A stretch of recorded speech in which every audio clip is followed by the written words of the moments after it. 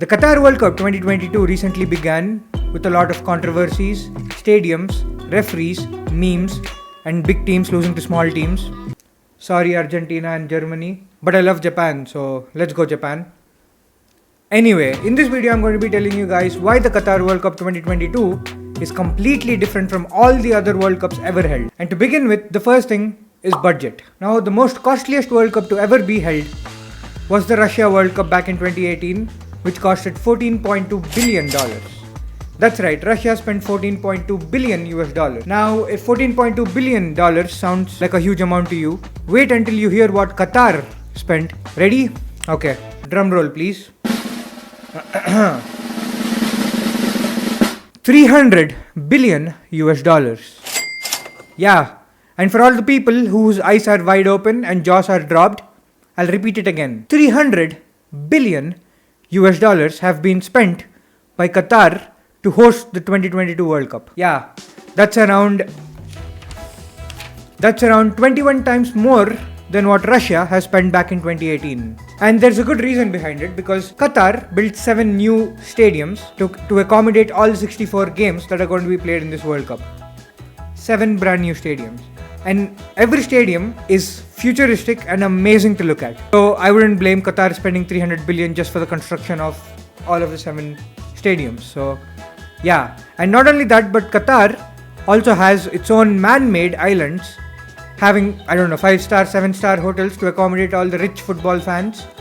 So $300 billion seems legitimate. So yeah, now coming to the next point, it is referees and added time. Now, this controversial topic coming to the Qatar World Cup, which is the added time. Now, the head of FIFA referees, his name, I forgot his name, wait. Pierluigi Collina, and for the people who don't know who that is, you might recognize him from this picture. He publicly stated that he made a new FIFA rule where a minimum of 5 minutes should be added to each half. And that is the reason why extra time has been way too extra. And he calls this concept the unnatural lost time. That's what he calls this. So he calculates time that has been lost from every aspect and decides to add 5, 6, 7, 8, 14 minutes as the added time. Now, if you take the England vs Iran World Cup game, 14 minutes was added to the first half, which was okay. But when that was announced, me and Raheem Sterling had the same reaction. I mean, this extra time adding and everything is okay, but it's completely unfair for the small teams, even if they are winning or losing. If the small teams are winning, that means that they have to keep the ball in their half with themselves and need to defend so that the opposition doesn't score for a longer amount of time. And if the small teams are losing, they would lose even bad. So this extra added time is completely unfair for all the small teams. Now moving on to the last thing that makes the Qatar World Cup 2022 completely different from all the other World Cups is the technology. VAR, Virtual Assistant Referee.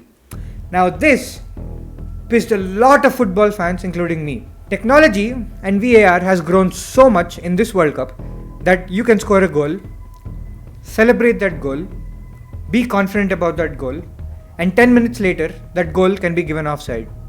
Yeah, that's how far technology has advanced in the form of VAR. Even if your shoulder, for example in the Argentina game, goes a little bit leaned outside the line, it's an offside. For example, let's say a football player has an erect penis.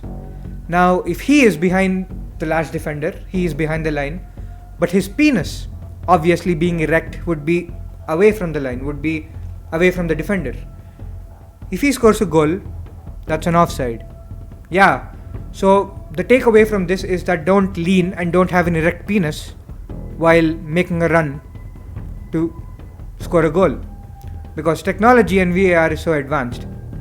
Now this, I call it bullshit. It is not as great as the 2014 Brazil World Cup, but it is still a World Cup. And to all the football fans in Qatar, to all the guys and girls and the people who identify themselves as others in Qatar, I'm jealous of you. Enjoy the World Cup. Yeah, see you guys in the next one, and peace.